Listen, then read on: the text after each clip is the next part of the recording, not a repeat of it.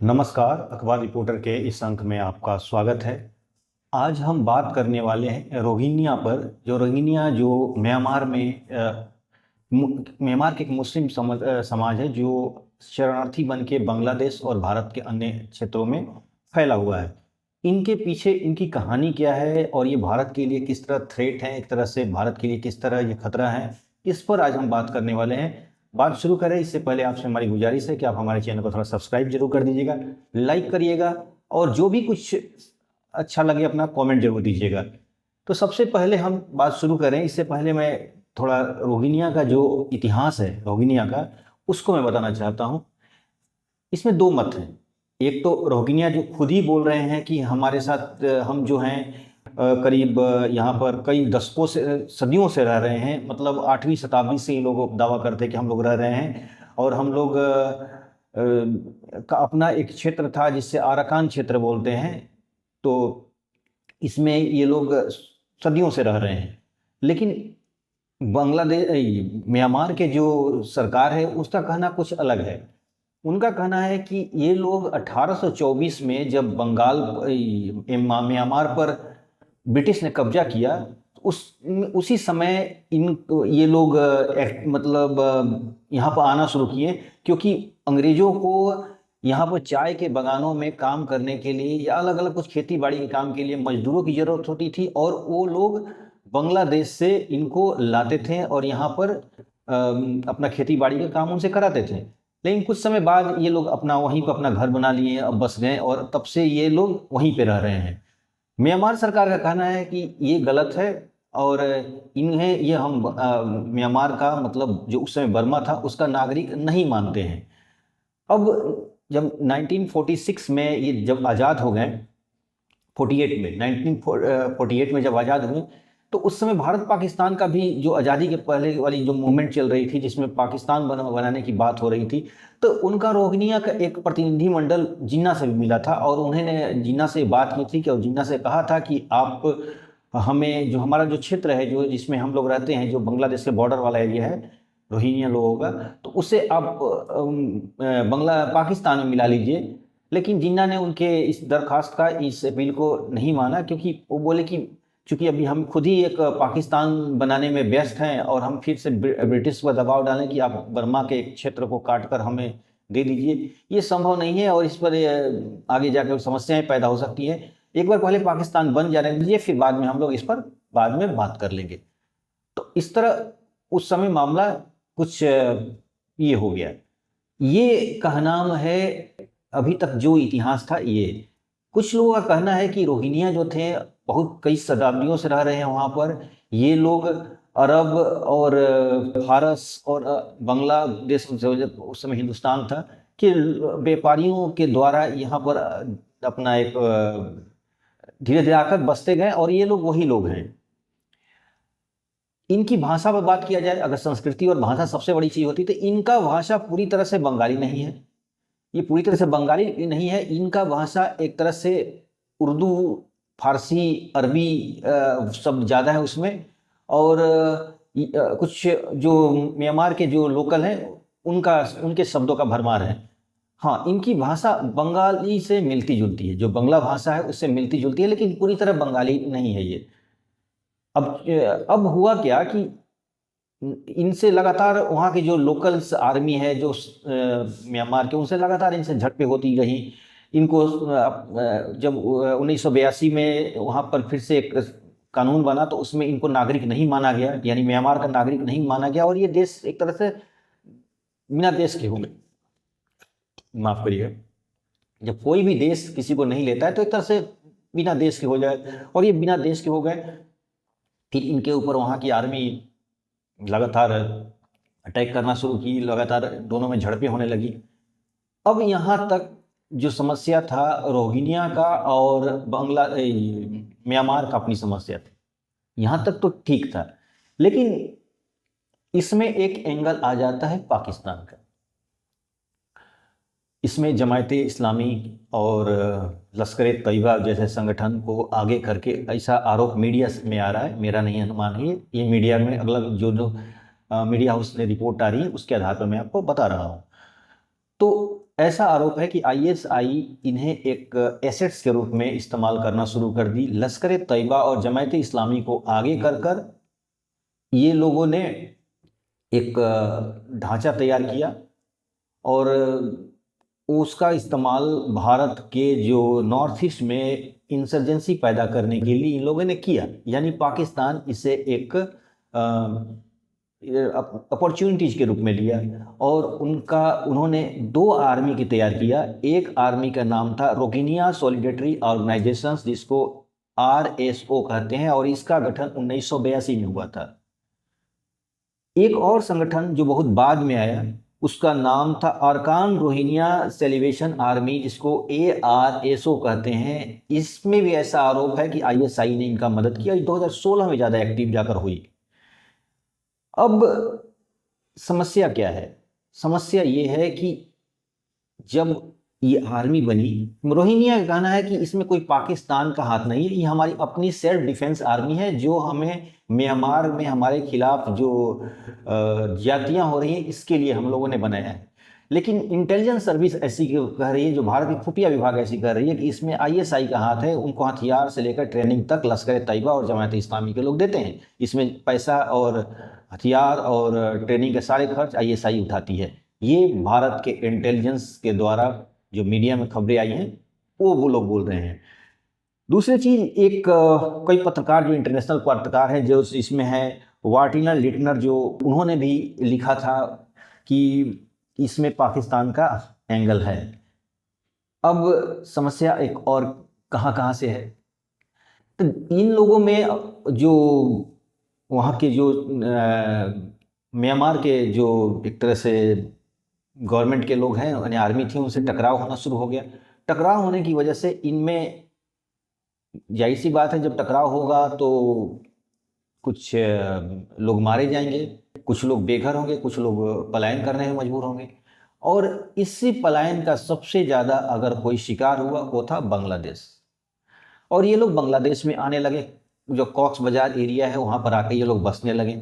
करीब अनुमान है कि बांग्लादेश में 10 लाख शरणार्थी जो रोहिंग्या हैं वो आकर बस गए हैं। और कुछ हिस्से में भारत के भी हैं, और भारत में भी ऐसा कहा जाता है, कुछ रिपोर्ट कहती हैं कि करीब 22-23 हज़ार हैं, कुछ कहते हैं 40 हज़ार, कोई कहते हैं 93-90 हज़ार, जो भी है, मतलब भारत में भी अच्छी खासी संख्या में ये लोग आए हुए हैं। अब इसमें कुछ दिक्कत ये है कि कुछ हिंदूवादी संगठन जो हैं वो ये आरोप लगाते हैं कि जो रोहिंग्या यहाँ पर हैं वो इलीगल काम में अपना इन्वॉल्व रहते हैं, और पाकिस्तान के साइबर एक तरह के जो स्लीपर सेल के रूप में काम करते हैं, उनके लिए स्पाइस करना है, उनके लिए खुफिया इंफॉर्मेशन देना लेना, इस तरह का कुछ, मतलब एक तरह स्लीपर सेल का काम कर रहे हैं ये लोग। ये हिंदू जो लोग हैं, हिंदू संगठन हैं, उनका कहना है। हालांकि इस पर कोई पुलिस का कोई स्पेशल डेटा नहीं है कि रोहिंग्या वाकई इलीगल वर्क में शामिल हैं। छोटे मोटे चोरी चकारी जो हो सकती है उसमें हो सकते हैं, मैं ये नहीं कहता हूँ। जैसे छिनौती हो गया, ऐसा छोटी मोटी गरीबी है, बेकारी है, लोगों की लाइफ स्टाइल बहुत ख़राब है, तो उसमें ऐसी संभावनाएं हो सकती हैं। लेकिन इसका कोई प्रमाणित डेटा सरकार के पास नहीं है कि वाकई रोहिंग्या ही, मतलब as a Rohingya sleeper cell का पाकिस्तान का काम करते हैं, या इलीगल वर्क में कुछ चोरी चकारी छिनौती या कुछ अलग अलग तरह के काम में इन्वॉल्व है कि नहीं, इसका कोई डेटा भारत सरकार नहीं दिखाई है, या पुलिस डिपार्टमेंट का NCRB भी ये बात नहीं कहती है। तो ये बातें जो कुछ भी हो रही हैं वो अनुमान के आधार पर हो रही हैं कि ये लोग शामिल हैं या नहीं। यहाँ तक भी ठीक है। अब सवाल ये होता है कि ये रोहिंग्या को, ये मुसलमान हैं, और ये मुसलमान हैं तो फिर मुस्लिम देश जो करीब 50, 55, 56 देश हैं, इनको क्यों नहीं अपने पास रखती है? तो जो मुस्लिमों का सबसे अपने आप को चहेता कोई देश बोलता है या लीडर मानना चाहता है, तो 2 देश हैं, तुर्की हैं और सऊदी अरेबिया है, ईरान है। तो इनका कहना है कि देखिए, हमने जो संधि थी 1951 का शरणार्थी संधि, और 67 में जो प्रोटोकॉल वाला आया था, इस पर हमने साइन वगैरह नहीं किया, हमने कुछ इसके एग्रीमेंट पर साइन नहीं किया, इसलिए हम इसके जिम्मेदार नहीं हैं कि हम शरणार्थी को रखें। हालांकि भारत ने भी साइन नहीं किया है। भारत ने इसलिए साइन नहीं किया कि भारत जो ही आज़ाद हुआ तो तिब्बत वाला मैटर आ गया, तिब्बत के बहुत सारे शरणार्थी आ चुके थे। तिब्बत ही नहीं आए थे, बाद में 1971 में बांग्लादेश के भी बहुत सारे करीब ऐसा अनुमान है कि करीब 10 लाख के आसपास भी यहाँ पर लोग आ गए थे, बंगाली शरणार्थी। उसके बाद फिर तमिलनाडु वाला मैटर शुरू हो गया, जिसमें तमिल सिंघली जो विवाद हुआ श्रीलंका में, वहाँ के बहुत सारे शरणार्थी आ गए थे। लेकिन भारत जो है रोहिंग्या को अब शरणार्थी नहीं मानता है, वो इलीगल प्रवासी बोलता है कि ये घुसपैठ करके आ गए, कोई हमसे शरण मांगे नहीं है ये लोग। यानी वहाँ पर मारकाट होने लगी तो ये जैसे जैसे जिधर से रास्ता मिला अपना घुस गए, भारत में आ गए। यानी इन्हें शरणार्थी भारत नहीं मानता है, और भारत अक्सर म्यांमार गवर्नमेंट से ये बात करता है कि आप इन्हें ले जाइए क्योंकि ये आपके नागरिक हैं। लेकिन म्यांमार कहता है कि हमारे नागरिक नहीं है, ये बांग्लादेश के लोग हैं, इन्हें बांग्लादेश रखें। अब इसमें जो मुस्लिम देश हैं उनका बड़ा ढुलमुल रवैया है। वो कहते हैं कि भाई देखिए हम इनको रखेंगे नहीं, 10 लाख के आसपास जो बांग्लादेश में है, जो कॉक्स बाजार एरिया में है, हम उनको आर्थिक सहायता दे देंगे, मुस्लिम के नाते एज ए मुस्लिम हम दे देंगे, आप उनको उनके मतलब एक तरह से देखभाल ठीक ठाक से करिए। पैसा भेजते भी हैं मुस्लिम देश बांग्लादेश को, पैसा भेजते हैं, लेकिन उसमें भारी भ्रष्टाचार है। वो पैसे को जो एजेंसियाँ जिस माध्यम से आता है वो पैसा रोहिंग्या तक नहीं पहुंच पाता है, और रोहिंग्या तक ही नहीं पहुंचता है, उसमें भ्रष्टाचार है, दूसरे चीज की एक तरह से मतलब उस पैसे का बंदरबाट हो जाता है, जरूरतें जो होती हैं वहाँ नहीं पहुँच पाता है। अब इसमें होता क्या है, इसमें और एक एंगल भी है, वो है अमेरिका एंगल, यानी पश्चिमी देशों का एंगल है। पश्चिमी देश अक्सर उदारवाद की बात करते हैं, बड़ी लंबी लंबी फेंकते हैं। इन्होंने अभी एक कॉरिडोर बनाने की मांग की थी, जिससे पाकिस्तान बांग्लादेश की आर्मी ने नाउनसेंस कॉरिडोर करके रिजेक्ट कर दिया, और मोहम्मद यूनूस इसके लिए तैयार थे, लेकिन उससे आर्मी ने स्वीकार नहीं किया क्योंकि वो जानती थी कॉरिडोर बन जाएगा तो एक समस्या और भी आ जाएगी। लेकिन इसके पीछे चाल ये थी कि अमेरिका चाहता था कि वहाँ पर एक मॉनिटरिंग अपना एक मानवता वाला अपना छवि दिखाकर वहाँ पर, लेकिन उसका काम ये था कि वो भारत पाकिस्तान का जो एरिया है उसको डिस्टर्ब करना, वहाँ पर अपने आप को एक तरह से बेस बनाने के जो उनका था। लेकिन बांग्लादेश की आर्मी इस बात को समझती थी और उन्होंने इसको इनकार कर दिया क्योंकि आने वाले समय में भारत से भी टकराव हो सकती थी, और अमेरिका का बैठ जाना इसका मतलब कि उसे हटाना मुश्किल हो जाता है। इसलिए उन्होंने शुरुआत में ही इसे नो बोल दिया। तो अब सवाल यह है कि भारत के चारों तरफ, भारत एक उभरती हुई शक्ति है, लेकिन भारत के चारों तरफ एक समस्या ही समस्या है। अब ने बांग्लादेश की समस्या देखी है, वहाँ वो मोहम्मद यूनूस को, शेख हसीना को कैसे हटाया गया। दूसरी समस्या आप पाकिस्तान की तरफ देख रहे हैं कि पाकिस्तान में बहुत ज़्यादा डिस्टर्बेंस चल रहा है, वहाँ पर बलूच आर्मी वगैरह तोड़ फोड़ करके अपना अलग होने की मांग करते हैं। अफगानिस्तान में देख ही रहे हैं कि समस्या क्या है, म्यांमार में देख ही रहे हैं कि क्या समस्या है, उधर श्रीलंका में, मालदीव में, सब जगह समस्याएं ही समस्याएं हैं। और ये समस्या कोई जानबूझ के नहीं पैदा किया, ये अपने आप नहीं हुई, इसे जानबूझ कर पैदा किया गया, और इसमें वेस्ट का यानी पश्चिम और अमेरिका का बहुत बड़ा हाथ है। इन लोगों ने वहां पर जानबूझ के समस्याएं खड़ा की हैं, और ये समस्याएं को पैदा कर कर ये लोग भारत के ऊपर नकेल कसना चाहते हैं, भारत को एक तरह से कंट्रोल करना चाहते हैं। यही दिक्कत है। और दिक्कत यह है कि पाकिस्तान इनका एक एसेट्स के रूप में काम कर रहा है, पाकिस्तान इनके लिए एक वेपन्स के रूप में काम कर रहा है। भारत के लिए रोहिंग्या कोई समस्या नहीं है भाई, वो तो सताए हुए लोग हैं, वहां पर उनके लिए मारकाट हो रहा है, वो आए हुए हैं। लेकिन दिक्कत ये है कि उसके माध्यम से रोहिंग्या के माध्यम से पाकिस्तान अपने स्लीपर सेल इंडिया में एक तरह से घुसा देता है, एक तरह से भारत में इन्फ्लेट करा देता है, उन्हें कि डिस्टर्ब करने के लिए अपने जासूसों को, अपने सीक्रेट सर्विस के लोगों को भी घुसाता है। ये दिक्कत है। रोहिंग्या अगर भारत में रहें, भारत उनको अच्छी फैसिलिटी दे सकता है, भारत के लिए का दिल बहुत बड़ा है। लेकिन सवाल ये होता है कि उसमें हम आइडेंटिफाई कैसे करें कि कौन असली है कौन नकली है, क्योंकि बड़ी मात्रा में इलीगल लोग आए हुए हैं और उनके साथ बड़ी मात्रा में स्लीपर सेल भी आए हुए हैं। पाकिस्तान बहुत लंबे समय से नॉर्थ ईस्ट को डिस्टर्ब करने की कोशिश में है। और पाकिस्तान नई कोशिश में है। पाकिस्तान के जो आका हैं वेस्ट के देश बैठे बैठे हुए हैं, यूरोपियन यूनियन है, अमेरिका है, और अमेरिका के मित्र देश जो सऊदी अरेबिया वगैरह है, ये लोग पाकिस्तान को फंड दे रहे हैं कि भाई ऐसा काम करो। नहीं तो पाकिस्तान तो बिल्कुल माली हालत उसकी खराब है, वो क्यों ऐसा कर पाएगा, कैसे करेगा? लेकिन फिर भी वो कर रहा है, बड़े सीना ठोक के करता है कि हम भारत को बर्बाद कर देंगे। इसके पीछे उसकी कॉन्फिडेंस इसलिए है कि उसके पीछे कुछ बड़े लोग खड़े हैं। तो भारत के लिए एक समस्या ये है कि भारत को ये लोग चाहते हैं कि किसी लंबे युद्ध में झोंकना, ताकि भारत की जो बढ़ती हुई ताकत है रुक जाए। भारत ये बात को जानता है, भारत अच्छी तरह जानता है कि कब किस पर हमें, कब किसको मारना है, कब किसको सहलाना है। इसलिए भारत बहुत सोच समझ के शतरंज की गोटियां चल रहा है और हर बार इनके प्यादों को पीट रहा है। अब ये बौखलाए हुए हैं। आज जो पाकिस्तान में जो हुआ ऑपरेशन सिंदूर के दौरान, भारत ने अच्छी खासी पिटाई की इनकी, और ये पिटाई पाकिस्तान की नहीं थी, ये पूरे वेस्ट की पिटाई थी। पूरे के पूरे पाकिस्तान के माध्यम से उन्होंने अमेरिका को ठोका है। इसीलिए अमेरिका बुरी तरह से नाराज है। आपने देखा होगा कि व्यापार समझौता हो रहा है, टैरिफ के लेके समझौता, अब आज कुछ नहीं हो रहा है, कुछ मामला शांति है, मिली में तो कुछ नहीं आ रहा है। यानी अमेरिका समझ गया कि भारत को कंट्रोल करना आसान नहीं है। भारत कोई एक तरह से वो ऐसा देश नहीं है कि कुछ भी तुम भारत बिल्लियों की तरह लड़ाओगे और दोनों बिल्लियां दौड़ते हुए आएगी कि बंदर भाई हमारा आप थोड़ी मदद कीजिए, हमें पंचायती कीजिए। भारत आपकी पंचायती में नहीं जाने वाला, इसीलिए तो बोल दिया कि हमें कोई मीडिएटर की जरूरत नहीं है। यानी आने वाले समय में भारत के पास ये जो पड़ोसी देश है, ये भयानक चुनौती खड़ा करेंगे, और इसके लिए कोई लॉन्ग टर्म प्लान बनाकर इस समस्या को सॉर्ट आउट करना ही होगा भारत को।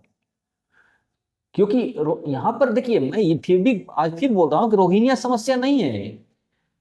वो गरीब आदमी है, खाते, देखिए आम आदमी कभी किसी का समस्या नहीं होता, चाहे वो किसी देश का नागरिक हो, चाहे वो पाकिस्तान के ही नागरिक क्यों ना हो, चाहे वो हमारा दुश्मन चीन के ही नागरिक क्यों ना हो, अमेरिका का ही नागरिक क्यों ना हो, उससे कोई मतलब नहीं होती है राजनीति से। राजनीति तो करते हैं पॉलिटिशियन, जिसमें उनका अपना बेनिफिट्स होता है। किस तरह का बेनिफिट्स होता है वो उसके लिए बहुत लंबी कहानी है। लेकिन ठीक वही सही रोहिंग्या समस्या नहीं है, लेकिन रोहिंग्या के पीछे जो लोग उनको एक शतरंज की गोटी बनाकर चाले चल रहे हैं, दिक्कत तो वहां है। तो जो बात कर रहे थे हम RSO हुई, रोहिंग्या सॉलिडेरिटी ऑर्गेनाइजेशन की बात कर रहा था, जो 1982 में बनी थी। ये वहां के म्यांमार के अथॉरिटी से तो लड़ ही रही है, लेकिन मजे की बात है कि वो ट्रेनिंग के माध्यम से कुछ लोग हमारे नॉर्थ ईस्ट में आ रहे हैं, उन्हें डिस्टर्ब कर रहे हैं। हमें RSO से कोई दिक्कत नहीं है, रोहिंग्या सॉलिडेरिटी ऑर्गेनाइजेशन से कोई दिक्कत नहीं है, हमें अरकान रोहिंग्या सॉलिडेशन आर्मी से भी कोई दिक्कत नहीं है, जिसको ARSO कहते हैं, इनसे भी कोई दिक्कत नहीं है। उनका समस्या है, म्यांमार गवर्नमेंट की समस्या है, उनकी समस्या है, ये लोग आपस में उसको सुलटाएं। लेकिन दिक्कत ये है कि ये ISI जो है पाकिस्तान का, वो तो करती है कि ये लोग उनके लिए लड़ रहे हैं, लेकिन बात ये है कि ये लोग हमारे नॉर्थ ईस्ट को भी डिस्टर्ब कर रहे हैं। नॉर्थ ईस्ट में कैसे डिस्टर्ब कर रहे हैं ये लोग म्यांमार के माध्यम से नॉर्थ ईस्ट में नैरकोटिस्ट का काम करते हैं, ह्यूमन ट्रैफिकिंग का काम कर रहे हैं, नशीली दवाएं हो गए हैं, हथियार हो गए हैं, यहाँ के जो लोग ट्राइब्स हैं उनको भड़काने का काम कर रहे हैं। यहाँ दिक्कत है, और इसीलिए भारत रोहिंग्या समस्या को पूरे वर्ल्ड के सामने रख रहा है कि भाई इसे आप लोग सुलटाइए, क्योंकि ये आपके द्वारा पैदा किया हुआ समस्या है, ये भारत ने पैदा नहीं किया है। आज भारत के आसपास जितने पड़ोसी देश है उसमें जो प्रॉब्लम चल रहा है ये वेस्ट की समस्या है, और भारत को इसे बोलना पड़ेगा भाई, भारत को खुल के बोलना पड़ेगा कि भाई वेस्ट आप लोग समझिए, नहीं तो आपसे हमारा डायरेक्ट वार हो सकता है। हालांकि भारत बहुत सोच समझ के कदम उठाता है, क्योंकि आज हमें उनकी जरूरत भी है। आज हमें पूंजी निवेश की जरूरत है, हमारे डेवलपमेंट में उनका साथ चाहिए, इसलिए भारत कुछ ठंडे दिमाग से काम ले रहा है। लेकिन पेशेंस की भी एक सीमा होती है। भारत अपनी जो एक तरह से देखा जाए कि बर्दाश्त की सीमा कंट्रोल कर रहा है, लेकिन कितना दिन तक करेगा। ये लोग बार बार उंगली कर रहे हैं, अमेरिका बार बार उंगली कर रहा है, वेस्ट के जितने यूरोपियन देश हैं वो बार बार उंगली कर रहे हैं, क्योंकि इनकी जो एक तरह से देखा जाता है ना कि ये लोग नंबर 1 के पोजीशन पे थे कि भाई हम रिचेस्ट, लेकिन हर हमारे यहाँ कहते हैं कि लक्ष्मी चंचल होती है। आज इस घर तो कल उस घर, आज ये आदमी गरीब है तो कल वो हो सकता है, या ये अमीर हो जाएगा कल वो गरीब हो जाएगा, मतलब अमीर गरीब का सिलसिला लगा रहता है। अब ये लोगों ने पूरे अफ्रीका का, एशिया के बाजारों पे कब्जा था इनका। अब धीरे धीरे जब चीन और भारत भर रहे हैं और इनके बाजारों पे कब्जा करते जा रहे हैं, तो यानी अब इनकी सुपीरियरिटी की को एक चैलेंज मिल रहा है, एक भारत इनके लिए एक कंपटीशन पैदा कर रहा है। तो ये लोग भारत को पैर में बेड़ी डालना चाहते हैं, इसे कमजोर करना चाहते हैं, सीधी सी गणित ही है। तो इस तरह रोहिंग्या का जो समस्याएं हैं, तो अपने मैंने बता दिया कि रोहिंग्या का दावा है कि हम लोग सदियों से वहाँ रह रहे हैं, करीब 1000 साल से वहाँ रह रहे हैं, लेकिन वहाँ की जो म्यांमार गवर्नमेंट का कहना है कि नहीं नहीं, ये लोग तो 1824 में जो ब्रिटिश लोग यहाँ पर खेती बाड़ी और चाय की खेती वगैरह करने आते थे, तो उनको लेबर की जरूरत थी, तो बंगाली मुसलमानों को लेकर आए थे। हालांकि वो लोग कहते हैं कि हमारा बंगला भाषा नहीं है, हमारा अलग भाषा है, हमारी भाषा, हमारी लैंग्वेज अलग है, लेकिन लैंग्वेज वहाँ कोई मायने नहीं रखता। वो लोग कहते हैं कि भाई आपका जो लैंग्वेज हो चटगांव वगैरह के साथ मिलता जुलता है और आप लोग बंगाली ही हैं। खैर जो भी है, ये मैटर म्यांमार का और रोहिंग्या का है, ये मैटर बांग्लादेश का भी नहीं है। मैं ये कहूँगा कि बांग्लादेश का है, लेकिन चूंकि बांग्लादेश शरणार्थी झेल रहा है, इसलिए बांग्लादेश भी एक पार्टी बन गया इसमें। भारत कहीं भी मैटर नहीं है, लेकिन भारत में ही ये लोग आ गए हैं, तो भारत भी एक पार्टी बन गया है, अपनी समस्याओं को लेकर दुनिया के सामने जा रहे हैं। लेकिन मजे की बात है कि मुस्लिम देश जो कहते हैं कि भाई हम मुस्लिम एकता की बात करते हैं, बांग्लादेश भी उनके सामने कह रहा है कि भाई मुस्लिम हो आप, कुछ तो करो। लेकिन वो लोग कहते हैं नहीं नहीं नहीं, आपको जो मदद चाहिए हम मानवता के नाम पे मदद दे देंगे। तो मानवता के नाम पे मदद देते हैं वो लोग, ऐसा बात नहीं है, लेकिन मानवता के नाम पर उन्हीं के जो मुस्लिम ब्रदरहुड वाले, मुस्लिम भाईचारे वाले लोग हैं, जो कई संगठन के माध्यम से जो पैसे लाते हैं, उसमें भ्रष्टाचार करके खा पी जाते हैं। और रोहिंग्या के हाथ में शुद्ध पानी भी नहीं मिलता है, उन्हें शुद्ध हवा भी नहीं मिलता है, एजुकेशन तो दूर की चीज़ है, भोजन 2 वक्त का नहीं मिलता है। तो ये थी रोहिंग्या की। इसमें बहुत बड़ा कहानी है, मैं छोटे में बताया कि देखिए 10 मिनट की वीडियो में बताना संभव नहीं है, बहुत कुछ है इसमें। पाकिस्तान का एंगल भी बहुत कुछ है, जिन्ना का भी एंगल बहुत कुछ है, म्यांमार का एंगल बहुत कुछ है, लेकिन सबको मैं धीरे धीरे अगर कहिएगा तो मैं एपिसोड में बता दूंगा। लेकिन ये छोटा सा मैंने एक पूरे चीज का एक छोटा सा एक तस्वीर आपके सामने ला के रख दी है। तो ये यही है कि भारत के लिए कितने खतरा है नहीं है, इस पर आप खुद निर्णय ले लीजिए। तो आज के अंक में बस इतना ही। नए इनके साथ फिर आपसे मुलाकात होगी। आपसे फिर मेरी गुजारिश है कि आप हमारे चैनल को थोड़ा सब्सक्राइब करिए और जो भी कोई कमेंट होगा जरूर दीजिए। धन्यवाद।